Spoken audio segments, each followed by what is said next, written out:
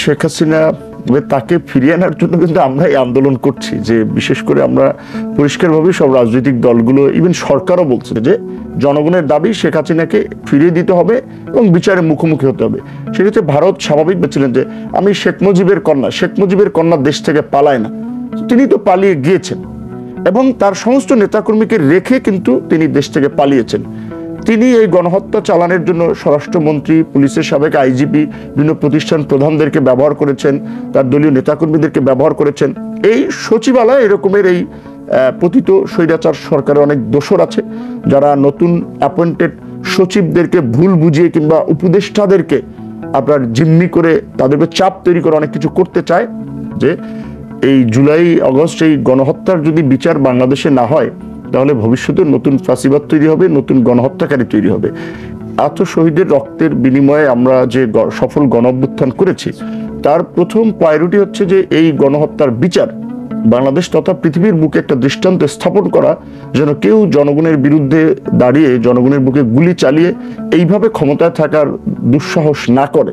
শেখ হাসিনাকে ফিরিয়ে আনার জন্য তো রাজনৈতিক দলগুলোই কিন্তু আন্দোলন করেছে এবং সরকারের পক্ষ থেকেও আমি যতদূর জানি পরিষ্কার বার্তা দেওয়া হয়েছে। ভারত নিয়ন্ত্রিত একটা পুতুল রাষ্ট্রে পরিণত করেছে, এটা বাংলাদেশে গত 53 বছরে কেউ করে নাই। তো এখন শেখ হাসিনা তো নিজেও বুঝতে পারছে যে তাকে যে কোনো সময় দেশে ফিরিয়ে দেবে, বিচারের মুখোমুখি হওয়া লাগবে। সেই জায়গা থেকে নেতাকর্মীদেরকে তিনি বলা চলে একটু এনকারেজ করার জন্য, সাহস দেওয়ার জন্য এই কথা বলতে পারেন যে আমি যে কোনো সময় ঢুকে পড়বো, অর্থাৎ তাকে তো বিচারের জন্যই দেশে আনা হবে। তো পরিষ্কার যে ভারত বাংলাদেশের স্বাধীনতা সার্বভৌমত্ব নিয়ে খেলেছে, বাংলাদেশে তাদের একটা পুতুল সরকার বসাতে তারা চেয়েছে এবং এখন এটা যেহেতু গণঅভ্যুত্থানের সরকার, ভারত যাদেরকে সাপোর্ট দিল, প্যাট্রোনাইজ করলো, তাদেরকে জনগণ ফেলে দিয়েছে এবং এই সরকারেরও যে অবস্থান, সে পরিষ্কারভাবেই বলছে তারা কোনো গোলামির সম্পর্ক বরদাস্ত করবে না, তিস্তার ন্যায্য হিস্যার পানি দিতে হবে, সীমান্তে হত্যা বন্ধ করতে হবে এবং এখন দায়িত্ব তিনি নিচ্ছেন না। শেষ পর্যন্ত দেখা গেছে যে জনগণ যখন রাস্তায় নেমে আসলো তখন কিন্তু তিনি নিজের প্রাণ বাঁচানোর জন্য নিজে পালিয়ে গেছেন। তার ছেলে সজীব ওয়াজেদ জয়ও তখন ফেসবুক লাইভে, সোশ্যাল মিডিয়াতে কিন্তু বলেছিল যে আমার পরিবার নিয়ে আমরা ভাবছি, আমরা এখন রাজনীতি কিংবা অন্য কারো কথা ভাবছি না।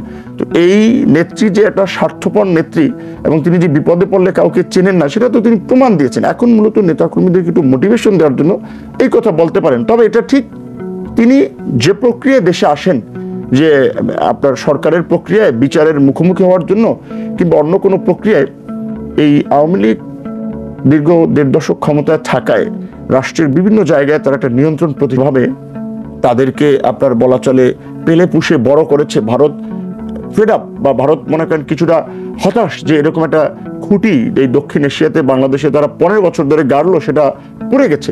সেই জায়গা থেকে ভারতেরও চেষ্টা আওয়ামী লীগকে কিভাবে পুনর্বাসন করা যায়, সেই দিক থেকে শেখ হাসিনার ষড়যন্ত্র আছে।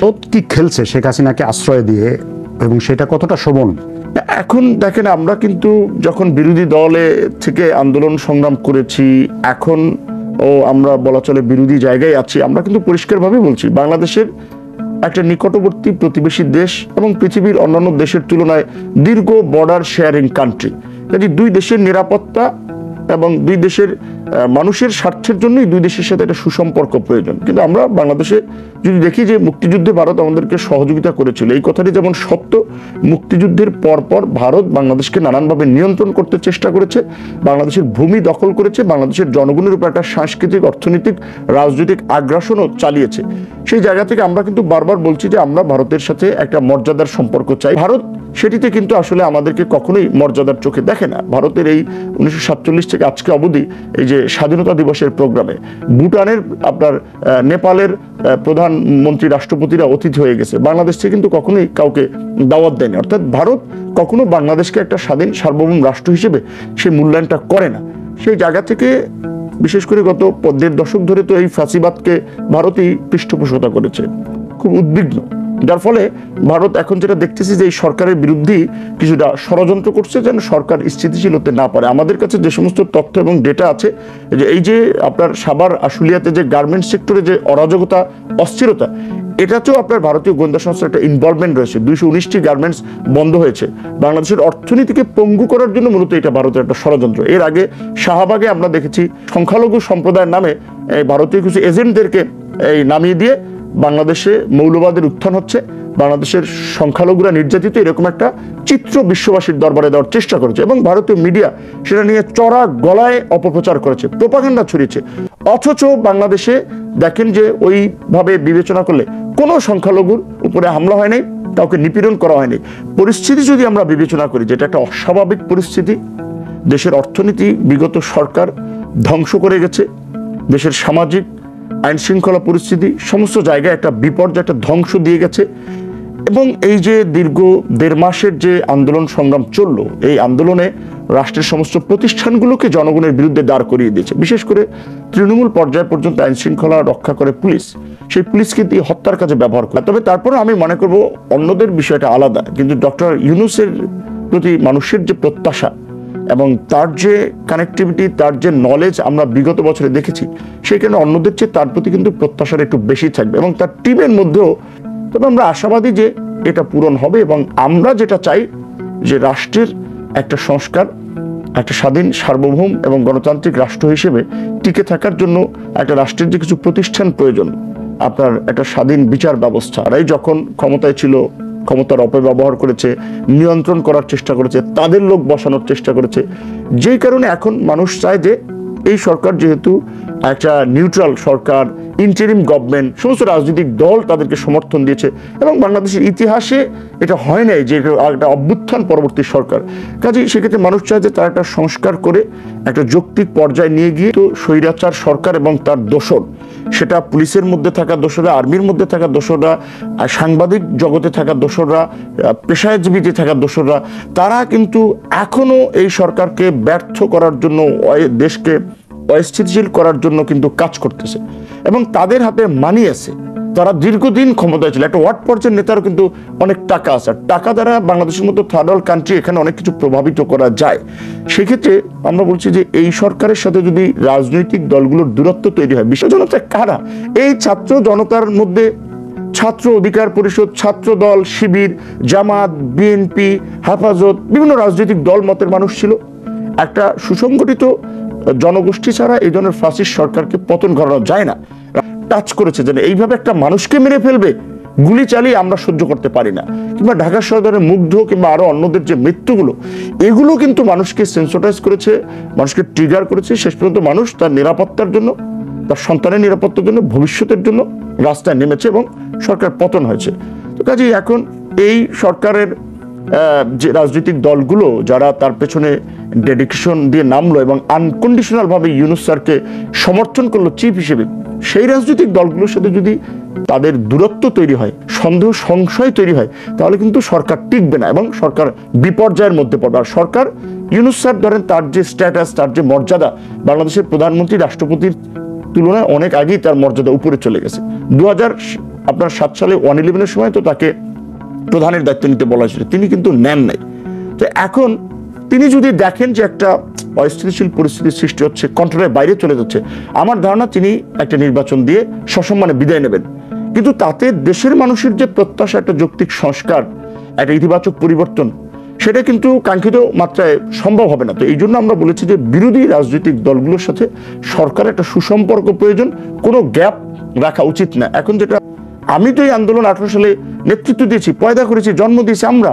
আজকের যারা আন্দোলনের নেতৃত্ব, উপদেষ্টা থেকে শুরু করে অগ্রভাগে আছেন, আমাদের সহযোদ্ধা আমাদের হাতে তৈরি, একসাথে আমরা আন্দোলন সংগ্রাম করেছি, অ্যাক্টিভিজম করেছি। কাজে এই গভর্নমেন্টের স্টেক হোল্ডার আমরা, আন্দোলনের স্টেক হোল্ডার আমরা, নেতৃত্ব পর্যায়ে। তারপরেও কিন্তু আমি বলছি, আমি চাই না অন্য রাজনৈতিক দলগুলোর সাথে সরকার একটা গ্যাপ তৈরি হোক।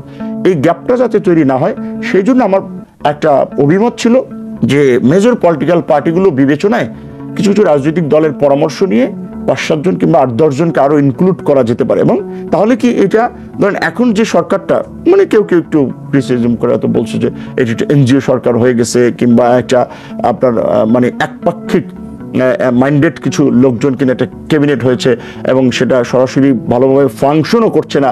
সেই জন্য আমি বলেছিলাম তাহলে একটু বৈচিত্র্য আনার জন্য রাজনৈতিক দলের প্রতিনিধিদের সমন্বয়ে আরো 8-10 জনকে ইনক্লুড করা গেলে সরকারের কাঠামোটা বড় হবে, কাজের ক্ষেত্রেও তাদের আপনার ভালো একটা পরিবেশ হবে। যেমন দেখেন এখন একজন 3-4টা করে মিনিস্ট্রি, এখন ধরেন যিনি একবার মন্ত্রিত্ব সামলিয়েছেন তার জন্য দুইটা সামলানো স্বাভাবিক হতে পারে, কিন্তু যিনি একটাও সামলানে তার জন্য 2, 3, 4, 5টা মিনিস্ট্রি কেমনে তিনি সামলাবেন। এবং এইরকম একটা পরিস্থিতিতে যেই কারণে আমি বলেছিলাম যে জাতীয় সরকার রূপে এই সরকারের চেহারাটা দেওয়া যেতে পারে, তাতে সরকারের টেকসই অবস্থান তৈরি হবে, স্থায়িত্ব থাকবে, সরকার স্থিতিশীল পরিবেশ দ্রুত সময়ের মধ্যে নিয়ে কাঙ্ক্ষিত লক্ষ্যে পৌঁছানোর জন্য স্মুথলি কাজ করতে হবে। পার্টি বলেন, সংগঠন বলেন, তাদের যদি এরকম অভিযোগ থাকে যে স্বজনপ্রীতি হচ্ছে, ত্যাগীদের মূল্যায়ন করা হচ্ছে না, সুসময়ে বিভিন্ন লোককে সুযোগ দেয়, এটা রাজনৈতিক দলের একটা কমন অভিযোগ থাকে। তো আমরা আসলে যদি দেখেন যে 2018 সালে এই কোটা সংস্কার আন্দোলনের মধ্য দিয়ে একদল তরুণদেরকে আমরা এই একটা প্ল্যাটফর্মে কানেক্টেড করি, তারপরে নিরাপদ সড়ক আন্দোলনের মধ্যে দিয়ে আরো কিছু তরুণরা বের হয়ে আসে, তার আগে প্রাইভেট বিশ্ববিদ্যালয়ে 14 সালে আপনার নো ভ্যাট অন এডুকেশনের আন্দোলন হয়েছিল। আমরা চেষ্টা করেছিলাম এই সংগ্রামী তরুণদেরকে এক জায়গায় নিয়ে একটা কাজ করতে, লোকজন ছিল, কারো কিন্তু কোনো কমন আইডিওলজি বা চিন্তাধারা ছিল না, কিন্তু আন্দোলনে সবাই পরিচিত, বিপ্লবী ওই বিবেচনা আমরা সবাইকে এক করাটা চেষ্টা করেছিলাম। 2019 সালে ডাকসু নির্বাচনে জয়লাভের পরে এই প্রক্রিয়াটাকে আমরা রাজনৈতিক প্রক্রিয়া নিয়ে চিন্তা করি। সেখানে আমরা মতের ভিন্নতা থাকা সত্ত্বেও অনেককে নিয়ে একত্রে কাজ করা শুরু করেছিলাম। পথ চলতে চলতে যখন দেখেছি যে ধরেন আপনার সাথে আমার একটা চিন্তার বিস্তর ফারাক হচ্ছে, এখন রাজনীতি করতে হলে কিংবা একটা সংগঠন করলে তো সংগঠনের বৃহত্তর স্বার্থ বিবেচনায় সিদ্ধান্তগুলো নিতে হয়। সেই জায়গা থেকে কিছু মতবিরোধ তৈরি হওয়ারকে কেন্দ্র করে আমাদের কিছু সহযোদ্ধারা তারা রাগে কিংবা অভিমানে তারা একটু দূরে ছিল। কিন্তু আমি মনে করি আপনি একটা প্রতিষ্ঠানে কাজ করলে সেই প্রতিষ্ঠানের আপনার বস কিংবা দু একজনের প্রতি একটা ঘটনা কেন্দ্রে একটা ক্ষোভ থাকলেও আবার এই যে সম্পর্কটা দীর্ঘদিনের সেটা কিন্তু কখনো আসলে কমতি হয় না বা সেখানে ভাটায় পড়ে না। ইভেন এখনো কিন্তু আমরা সবার সাথেই আলাপ আলোচনা করছি যে মানুষের যে প্রত্যাশা তরুণরা ইউনাইটেডলি নতুন কিছু করুক, তরুণরা এখন মিনিস্ট্রি সামলাচ্ছে, সুতরাং এই তরুণরাই আগামীতে নতুন কিছু দিতে পারবে, তরুণদের চিন্তা ভাবনা ফ্রেশ। সেই জায়গা থেকে আমরা চেষ্টা করছি সকল তরুণদেরকে একটা রাজনৈতিক প্ল্যাটফর্মে নিয়ে আসার জন্য। যেমন আমরা এখন গণ অধিকার পরিষদের একটা নিবন্ধিত রাজনৈতিক দল, এবং গত এই 6-7 বছরে আন্দোলন সংগ্রাম কর্মসূচির মধ্যে দিয়ে কিন্তু আমরা মানুষের কাছে একটা পরীক্ষিত শক্তি, যে আমরা লোভ লালসার ঊর্ধ্বে থেকে হামলা মামলার মধ্যে থেকেও আমরা প্রতিবাদ আমাদের কার্যক্রম চালিয়ে গেছি। সেক্ষেত্রে এই যে আমাদের প্রতি মানুষের জাজমেন্টের একটা আস্থা বিশ্বাস পরিবেশ তৈরি হয়েছে, এটা কিন্তু একেবারে ফ্রেশ মুভমেন্টের মধ্যে দিয়ে আসা তরুণদেরকে নিয়ে কিন্তু সেই জাজমেন্টটা তৈরি হয় না যে ক্ষমতা বা সুযোগ সুবিধা পেলে তাদের অবস্থানটা কি। দেখেন যে গত 1.5 দশকে সরকার যেভাবে সমস্ত প্রতিষ্ঠানকে দলীয়করণ করেছে, অনেকে বলে যে পাবলিক টয়লেটের ইজারাদার থেকে শুরু করে সচিবালয়, মসজিদ কমিটি, মাদ্রাসা কমিটি, সমস্ত জায়গায় এই দলবাজ লোকগুলোকে তারা বসিয়ে দিয়েছে। আনসাররা উপদেষ্টাদের উপরে হামলা করার জন্য, তাদেরকে লাঞ্ছিত করার জন্য কর্মসূচির নামে ওখানে আপনার একটা নৈরাজ্য তৈরি করতে চাইলো। এখনকার যে পরিস্থিতি, পুলিশ তো পুরোপুরি এখনো ফাংশন হয়নি, ওই সময় তো আরো ফাংশনিং ছিল না, তো বাধ্য হয়ে কিন্তু তখন এই ছাত্রদেরকে, উপদেষ্টাদেরকে বা সরকারকে রক্ষা করার জন্য সচিবালয়ে যেতে হয়েছে। ঢাকা বিশ্ববিদ্যালয় থেকে ছাত্ররা আসছে সচিবালয়ের ওই গেট দিয়া, আমরা পল্টন অফিস থেকে গেছি এই গেট দিয়া, দুই দিক থেকে সত্যিকার অর্থে যখন আমরা তাদেরকে সরে যেতে বলেছি তারা সরে গেছে, আমরা না গেলে কিন্তু সরতো না। এই সচিবালয় এরকমের এই পতিত স্বৈরাচার সরকারের অনেক দোসর আছে, যারা নতুন অ্যাপয়েন্টেড সচিবদেরকে ভুল বুঝিয়ে কিংবা উপদেষ্টাদেরকে আপনার জিম্মি করে তাদেরকে চাপ তৈরি করে অনেক কিছু করতে চায়।